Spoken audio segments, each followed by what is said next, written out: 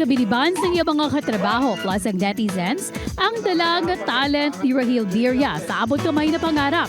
Hindi lang kuno kilig ang iya dala o kunang kaya sa naman nga role, kundi pati sa action man. Sa isa ka behind the scene video gagin post online, makitaan nga may makaaway si Harry nga karakter sini.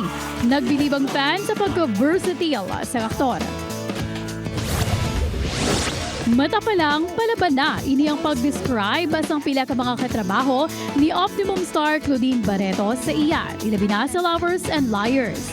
Isa sa mga makapamatuod si Shira Diaz.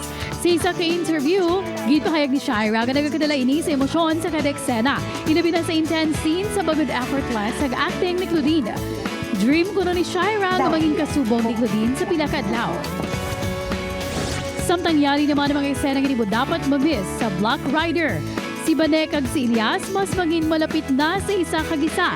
Ang isa ka-witness sa Palanga Massacre, makilala na ni Black Rider. Inakagiban pa ang maksyon mga eksena, Bantayan sa Black Rider sa GMA Telebabad pagkatapos ng 24 oras.